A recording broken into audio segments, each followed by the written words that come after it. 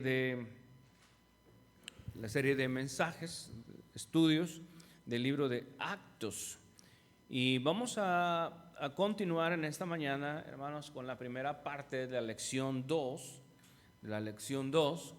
que tiene que ver con el poder del cielo.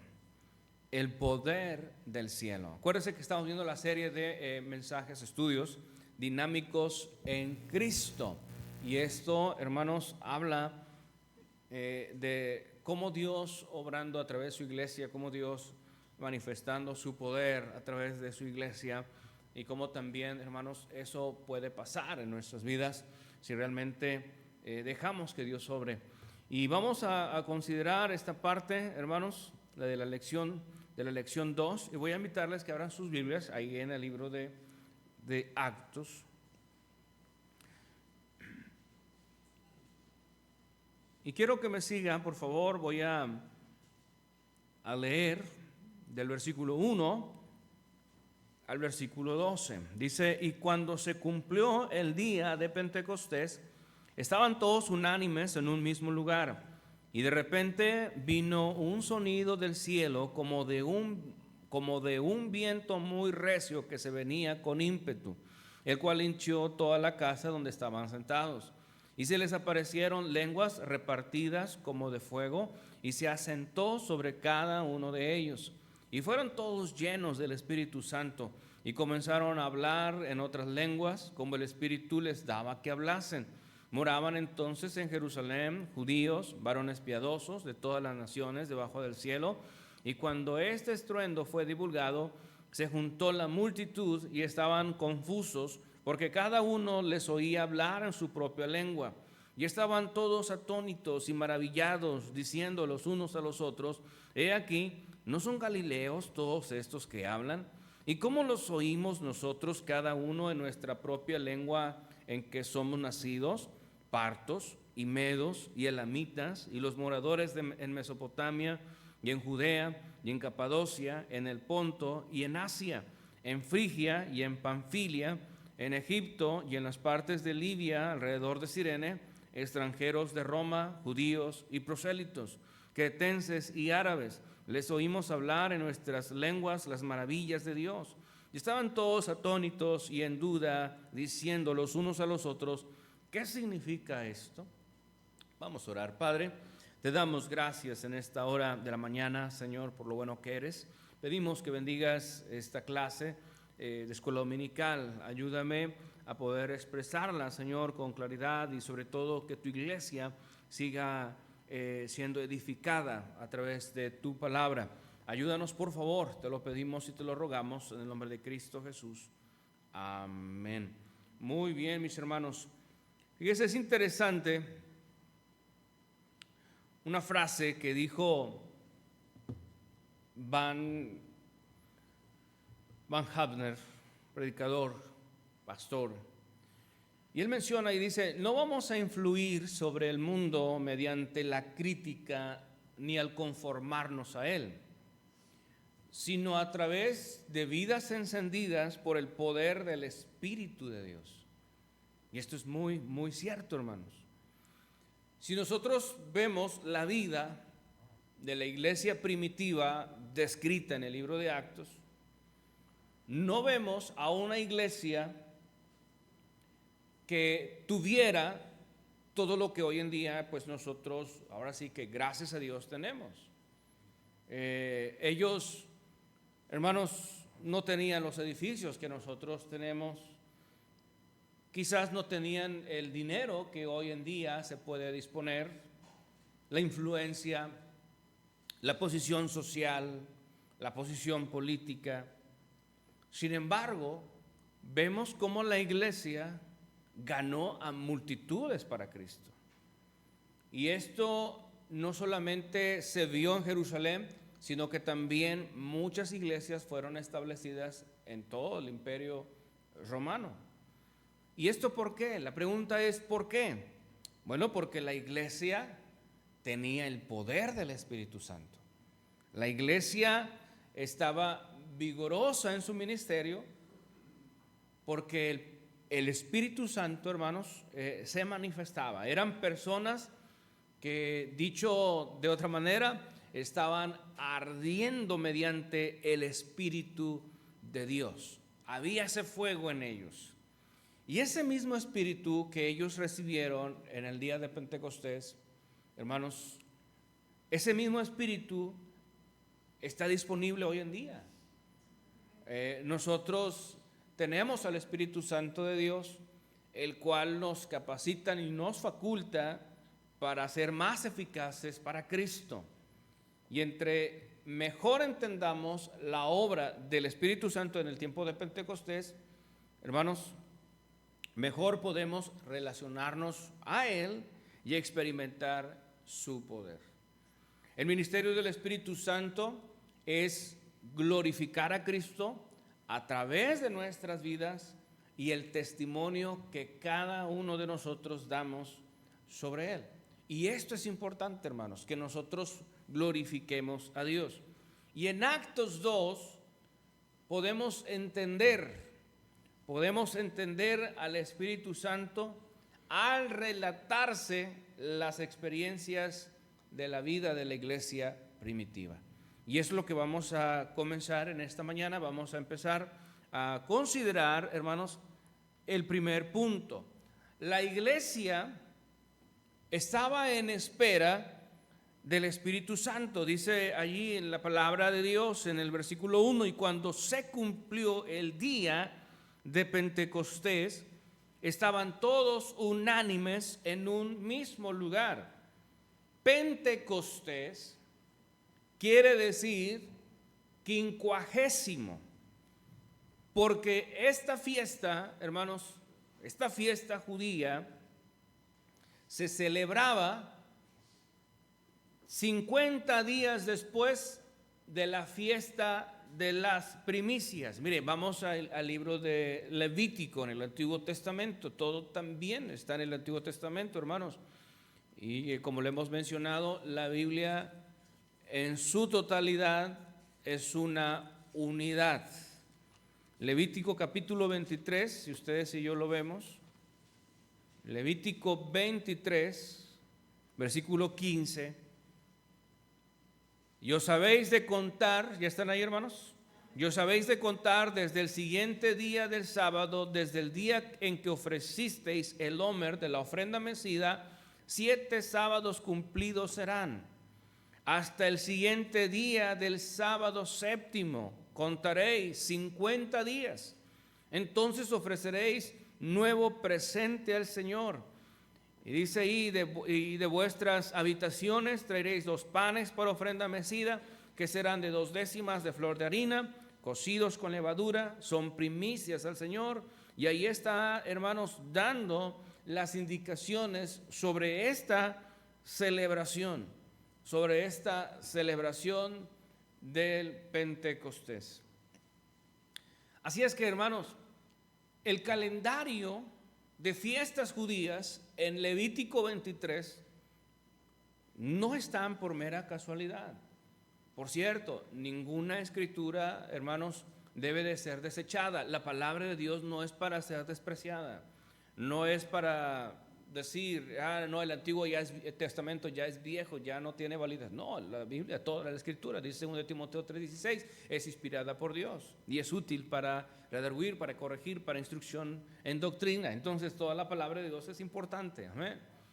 Y el calendario de fiestas judías en Levítico 23 es un bosquejo de la obra de Jesucristo. Es interesante, hermanos, cuando conectamos la escritura con la escritura.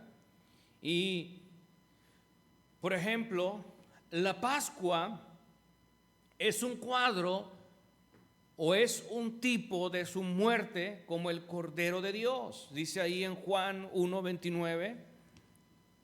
En Juan 1:29.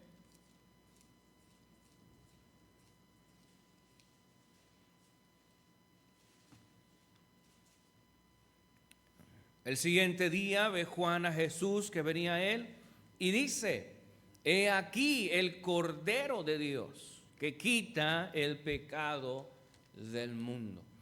He aquí el Cordero de Dios. ¿Qué tenían que hacer en la Pascua? Pues sacrificar un cordero. Sacrificios. Y la Pascua es un cuadro de su muerte. Mire, ahora vamos a 1 de Corintios 5:7. 1 de Corintios 5:7, dice la palabra ahí, en 1 de Corintios 5:7. Limpiad pues la vieja levadura. ¿Ya están ahí, hermanos? Limpiad pues la vieja levadura para que seáis nueva masa, como sois sin levadura. Hermanos, la levadura es símbolo de pecado. La levadura es un símbolo del pecado. Entonces dice aquí, hermanos, limpiándonos de vuestra vieja levadura, limpiándonos de ese pecado que teníamos antes de venir a Cristo. Porque Cristo, seguimos leyendo, porque Cristo, nuestra Pascua, es sacrificado por nosotros. Entonces, si ustedes se dan cuenta, hermanos, lo que Levítico 23 nos enseña y referente a la Pascua, esto apunta a Cristo siendo el Cordero de Dios, inmolado, sacrificado, hermanos, por nuestros pecados. Interesante. La fiesta de las primicias es un cuadro de la resurrección de los muertos de nuestro Señor Jesucristo. Mire ahí en 1 de Corintios, no nos vamos muy lejos, al capítulo 15, versículo 20. Capítulo 15, versículo 20.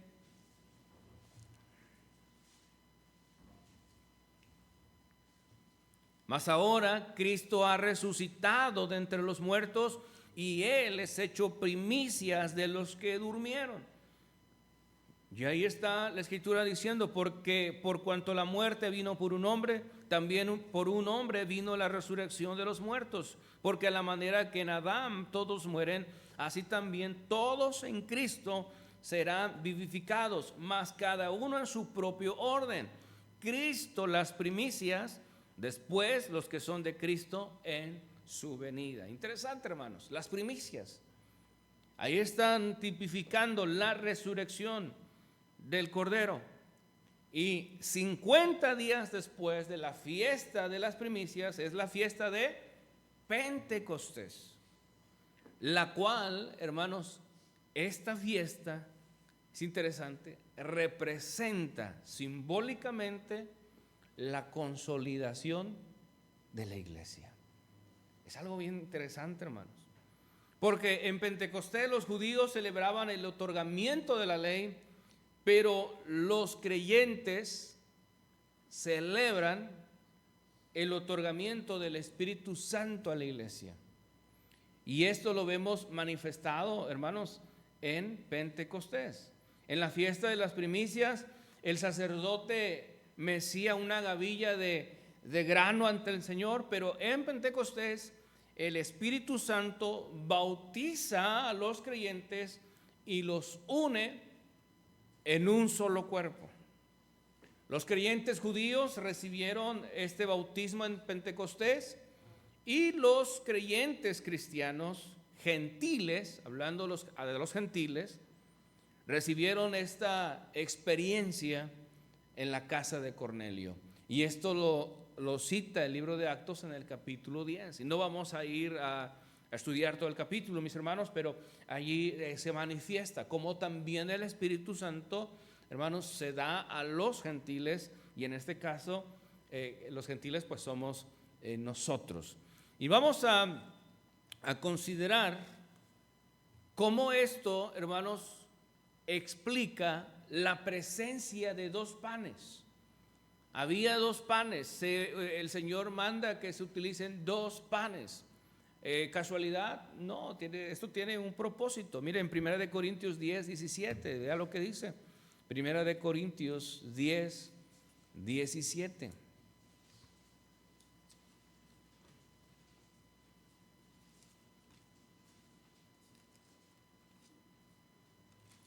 Diez, 17. Porque siendo muchos, somos un solo pan y un solo cuerpo. Vean lo que dice. Siendo muchos, somos un solo pan y un solo cuerpo, porque todos participamos de aquel mismo pan. Los judíos, los gentiles, hermanos, siendo que una unidad, tremendo, ¿no, hermanos? Tremendo, como Dios a través de la muerte de Jesucristo, a través de esa sangre derramada en la cruz del Calvario, hermanos, a través de esa salvación perfecta que Cristo ofrece, hermanos, puede unir un cuerpo. Y en este caso, que es su iglesia. Es interesante, hermanos. Dice, para que todos participemos de aquel mismo pan, y el cual simbólicamente se refiere al sacrificio de nuestro Señor Jesucristo. Interesante. Ahora, el hecho de que esos panes tuvieran levadura indica la presencia de pecado en la iglesia. Esto quiere decir, hermanos, que la iglesia no es perfecta y nunca será perfecta mientras estemos todavía en esta tierra, en este mundo. La iglesia será perfecta cuando todos estemos en la presencia de Dios. Mientras tanto, hermanos, esa levadura simboliza que todavía estaremos lidiando y batallando con el pecado, contra el pecado. Así es que, hermanos, si usted está buscando una iglesia perfecta, pues no la va a encontrar mientras vivamos aquí, amén. Seguimos siendo pecadores que necesitamos de Cristo. Seguimos siendo, hermanos, personas imperfectas que necesitamos la perfección del Señor. Y de antemano, hermanos, nos vamos a cansar si queremos que la iglesia un día sea perfecta mientras estemos aquí en la tierra, porque esto va a ser imposible. ¿Se entiende, hermanos? Solamente hasta que la iglesia esté con el Señor y que estemos todos con el Señor. Así es que, hermanos, en Pentecostés la iglesia espera al Espíritu Santo. Volvamos al libro de Actos, por favor. Al libro de Actos, capítulo 2.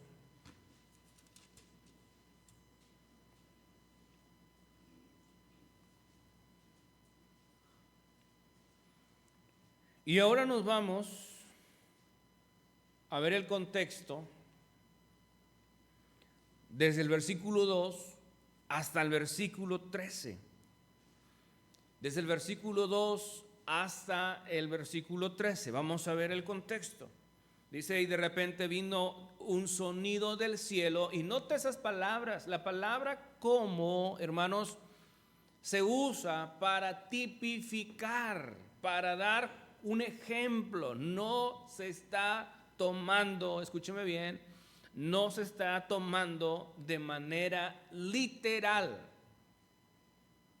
Al decir cómo, entonces se usa para expresar una ilustración. O sea, dice la escritura, y de repente vino un sonido del cielo como de un viento muy recio que venía con ímpetu. O sea, se escuchó un ruido tremendo, hermanos, mas ellos no sintieron el ruido, mas ellos no sintieron el viento. ¿Se entiende esto? Y una vez más, dice la escritura, el cual hinchió toda la casa donde todos estaban sentados, se llenó, y se les aparecieron lenguas, y esto, hermanos, hay que subrayarlo muy bien, porque dice, se les aparecieron lenguas repartidas como de fuego. O sea, igual, esto no es literal, esto está hablando de algo, hermanos, similar al fuego. O sea, es esa manifestación sobrenatural que se presentó en el día de Pentecostés y se asentó sobre cada uno de ellos, y fueron todos llenos del Espíritu Santo y comenzaron a hablar en otras lenguas como el Espíritu les daba que hablasen. Por cierto, hermanos, eran lenguas conocidas, no eran lenguas extrañas, no eran lenguas angelicales, no eran lenguas como hoy en día se tergiversa, se tuerce de las escrituras, y muchas sectas falsas y religiones falsas andan diciendo que están llenos del Espíritu porque ellos están hablando en otras lenguas. Pero no, el contexto nos habla, hermanos, el contexto nos habla de idiomas que se entendían. Y esto es muy claro. Amén. Así es que tengamos cuidado, hermanos, porque hoy en día el diablo es astuto para engañar y muchas veces confunde la mente, hermanos, de varios, de muchos. Y debemos de tener cuidado. Y ahí está el contexto descrito. Entonces, al estudiar los sucesos del Pentecostés, es muy importante separar lo incidental con lo esencial. ¿Qué es lo esencial? ¿Qué es lo que nos quiere transmitir la palabra de Dios? Bueno, vamos a ver. El Espíritu Santo, dice la Escritura, que se manifestó. El Espíritu Santo vino cuando la iglesia estaba reunida, cuando la iglesia estaba adorando al Señor. Hermanos, el Espíritu Santo se manifiesta. Por cierto, el Espíritu Santo había estado activo mucho antes de Pentecostés. El Espíritu Santo, hermanos, estaba obrando en la creación. Mire, alguien ayúdeme a leer ahí, por favor, en Génesis 1, versículo 1 y 2. ¿Qué nos dice la palabra? Génesis 1, versículo 1 y 2. ¿Qué nos dice? En el principio creó Dios el cielo y la tierra estaba sin forma y vacía.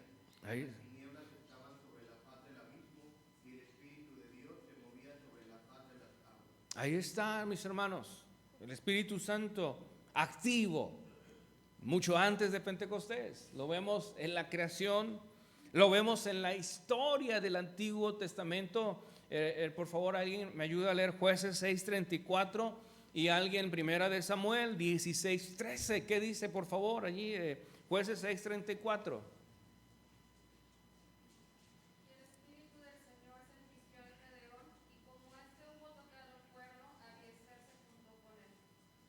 Ahí está. Fíjese, en el Antiguo Testamento, si usted se da cuenta, el Espíritu Santo se manifestaba y tomaba posesión de una persona, como lo acabamos de mencionar. ¿Qué dice ahí en 1 Samuel 16:13?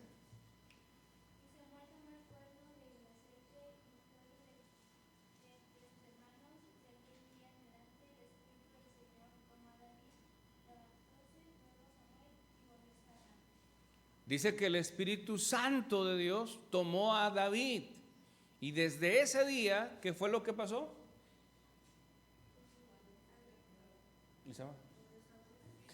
Desde ese día, ¿qué fue lo que pasó? ¿Y qué dice que hizo? Entonces el Espíritu Santo, hermanos, se manifestaba, tomaba control de la persona para cumplir los propósitos de Dios. Y en la vida de nuestro Señor Jesucristo también vemos cómo el Espíritu Santo, hermanos, se manifiesta. Miren, por favor, alguien ayúdame a leer fuerte y claro Lucas 1:30, por favor, Lucas 1:30 al 37. ¿Qué dice Lucas 1:30 al 37?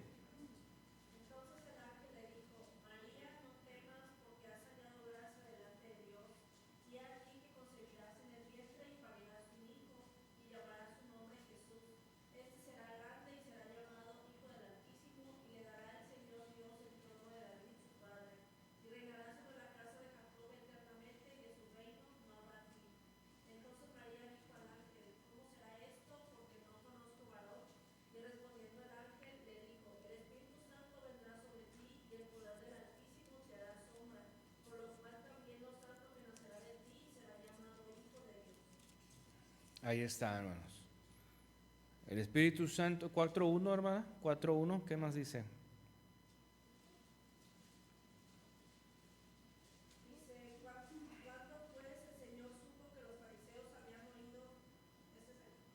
Sí, Lucas 4:1.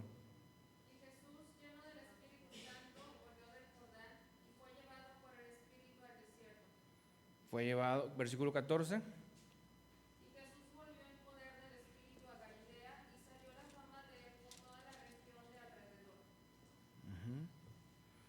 Y vemos, hermanos, cómo el Espíritu Santo estaba manifiesto en la vida de nuestro Señor Jesucristo.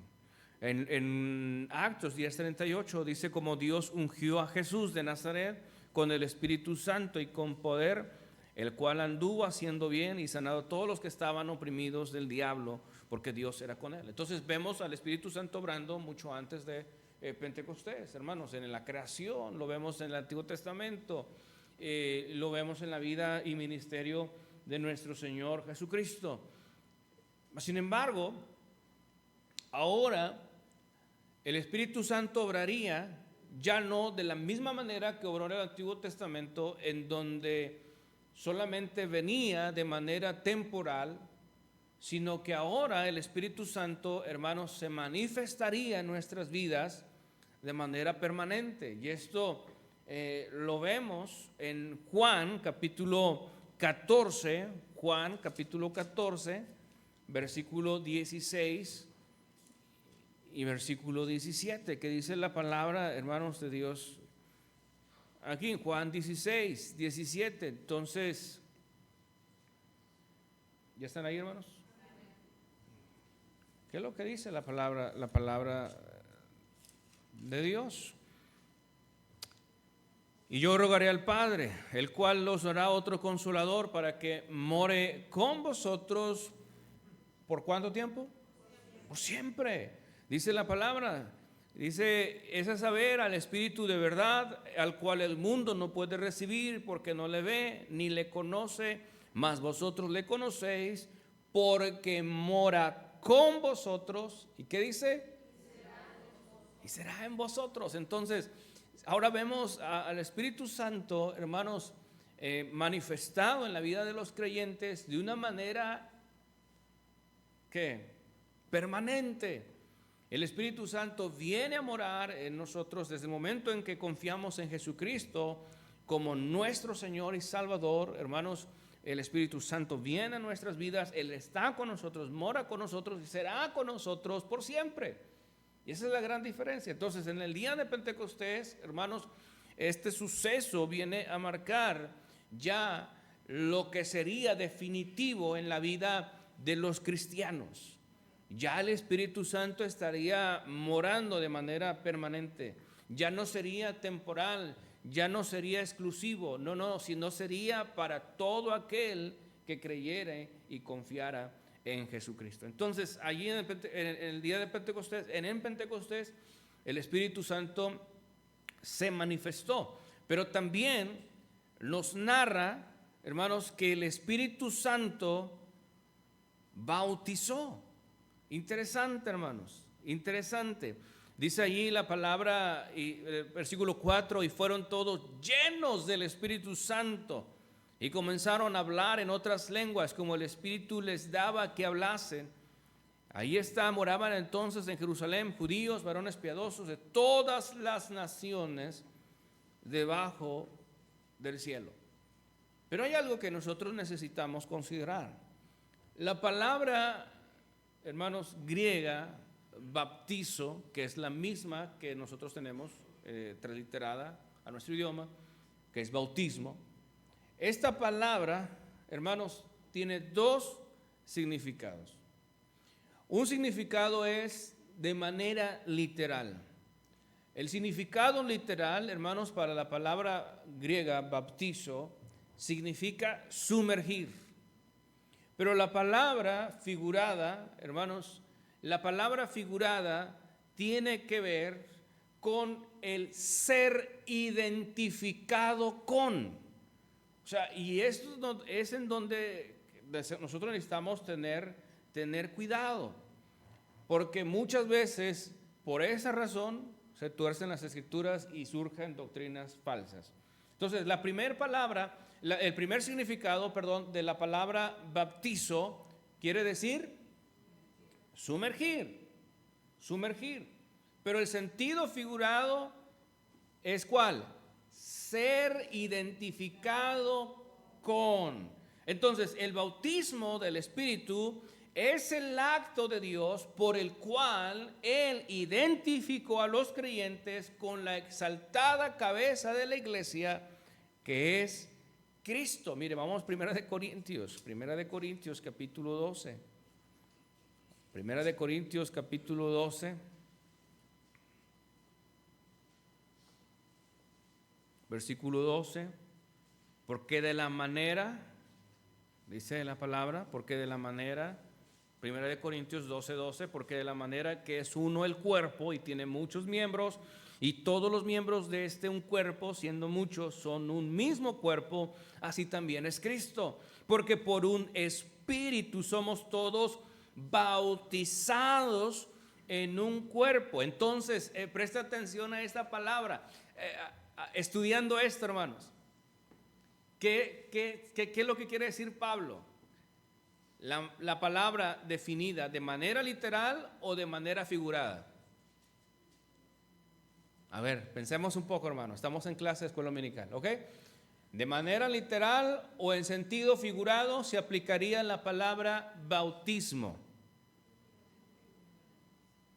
En sentido figurado. ¿Por qué? Porque eso tiene que ver con ser identificados con. ¿Sí se entiende, hermanos? En un cuerpo. Ahora judíos o gentiles, ahora siervos o libres, y a todos se nos ha hecho ver de un espíritu. O sea, que aunque no seamos de linaje judío, aunque seamos de diferente cultura, o en este sentido, hermanos, como se conoce o se dice, de diferente raza, hermanos, aún así, en el espíritu somos identificados con ellos en uno. Interesante. ¿Se entiende, hermanos? Porque tampoco un cuerpo no es un solo miembro, sino como muchos. Entonces, históricamente,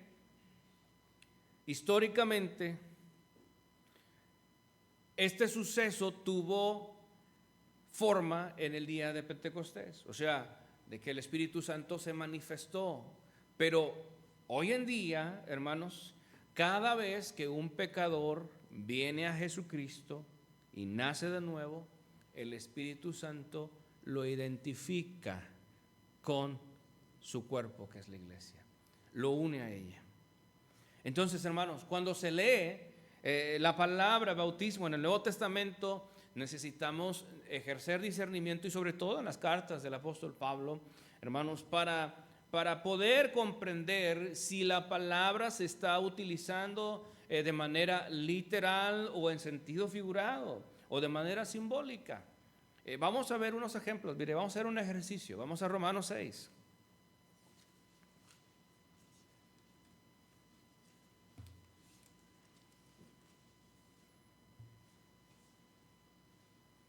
Romanos 6.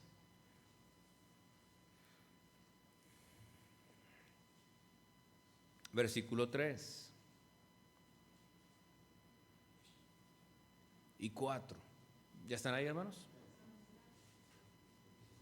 Vea lo que dice la palabra. Dice: ¿o no sabéis que todos los que somos bautizados en Cristo Jesús somos bautizados en su muerte?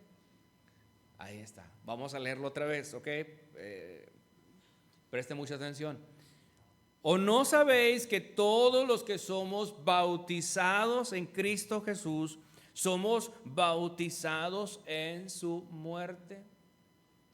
Ok, recuerden, la palabra griega es baptizo, pero esta palabra tiene dos significados. Uno que es literal, que significa sumergir, y el otro es de manera figurada o simbólica, que significa ser identificado con. Entonces, esta palabra, las palabras que se ven dos veces aquí en el versículo, ¿qué es lo que nos trata de decir? ¿O no sabéis que todos los que somos identificados con Cristo somos identificados en su muerte? ¿Se entiende, hermanos?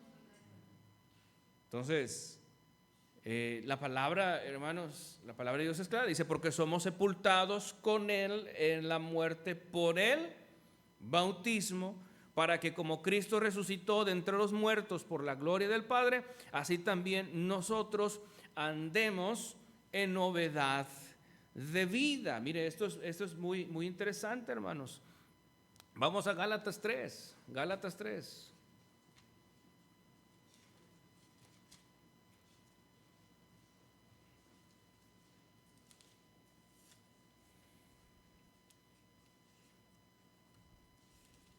¿Ya están ahí, hermanos? Gálatas capítulo 3.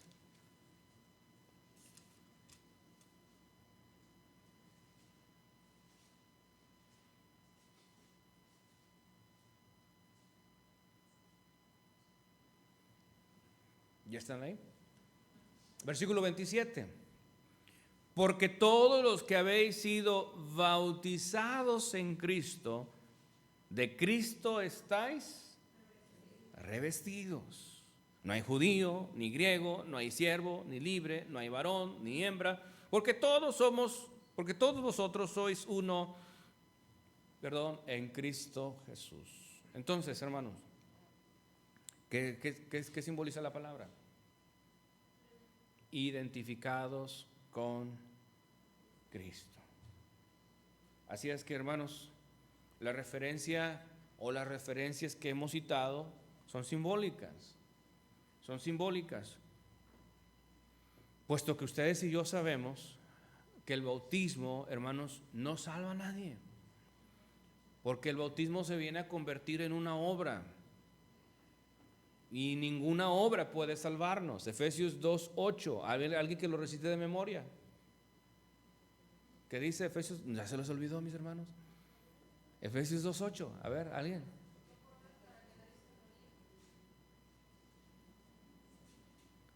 ¿2:8? A ver, ¿ya lo tienen en la Biblia? A ver, hermanos. Porque por gracia sois salvos, por la fe. Y ahora sí que dice el 9, no por obras, para que nadie se gloríe. ¿Ok? Entonces, hermanos, fíjense interesante, el bautismo es una obra que nos identifica con Cristo, hermanos. Ahora, y el bautismo que practicamos es un paso de obediencia que públicamente, hermanos, que públicamente identifica a la persona con Jesucristo. Entonces, en ningún momento en la Biblia, por favor, hermanos, en ningún momento en la Biblia encontramos que el bautismo sea necesario para salvación. No lo dicen las Escrituras.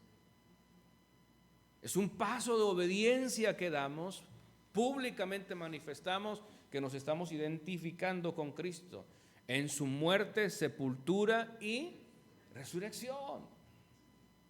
¿Se entiende claramente, hermanos?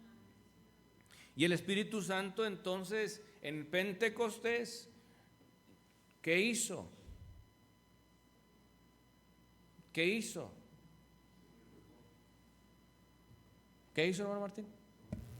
Se manifestó el Espíritu Santo en Pentecostés. Amén. Se manifiesta el Espíritu Santo en Pentecostés, viene a morar permanentemente en los creyentes y nos identifica con Cristo a todos nosotros, a todo el cuerpo de personas salvas, hermanos. Ahora vamos a ver, volvamos, hermanos, ya voy a terminar, ¿ok? Vamos a ver algo todavía importante aquí. El Espíritu Santo, ¿qué hizo, hermanos? Los llenó. El Espíritu Santo los llenó. Dice la Escritura que moraban entonces en Jerusalén judíos, varones piadosos. Pero vean lo que dice antes, versículo 4. Y fueron todos, ¿qué? Llenos del Espíritu Santo. Y comenzaron a hablar en otras lenguas como el Espíritu les daba que hablasen. Hermanos, rápidamente, miren, el tiempo no se va bien rápido. Cuando la palabra está diciendo llenos, obviamente está hablando del control que el Espíritu Santo ejerce sobre la persona. Entonces, el Espíritu Santo los llenó, tomó el control de sus vidas para que cumplieran el propósito por el cual habían sido enviados antes. Dice el capítulo 1, versículo 8, mas recibiréis poder cuando haya venido sobre vosotros el Espíritu Santo, y me seréis testigos, no solo en Jerusalén, sino también en toda Judea y Samaria y hasta lo último de la tierra. Y ahí está, hermanos, geográficamente hablando, ahí están, hermanos, representadas las ciudades, los lugares, el alcance que quería llegarse con el Evangelio. Entonces el Espíritu Santo, al llenarnos, nos capacita, nos faculta o nos da la facultad, ¿para qué? Para poder compartir del Evangelio de Cristo. Amén. Entonces, cuando una persona se dice y se lee que está llena del Espíritu Santo, es una persona que está en completa obediencia hacia Dios. Cuidado con aquellas personas que dicen, es que cada vez que vamos a la iglesia nos llenamos del Espíritu Santo. No, hermanos, el Espíritu Santo ya lo tienes. Desde el momento en que viniste a Cristo, lo recibiste enteramente. No por partes, no por pedazos, por porciones. No, completamente. Amén. Cuando una persona está llena del Espíritu Santo es porque está siendo dirigida en la voluntad de Dios, y Él ha crucificado su cuerpo, hermanos, para someterse a la voluntad de Dios totalmente. Y esto es algo que nosotros tenemos que hacer continuamente. Hasta aquí le vamos a dejar, el tiempo me ha alcanzado, mis hermanos, pero bueno, seguimos las lecciones, amén. La próxima semana, si el Señor así nos lo permite. Vamos a orar. Padre, damos gracias.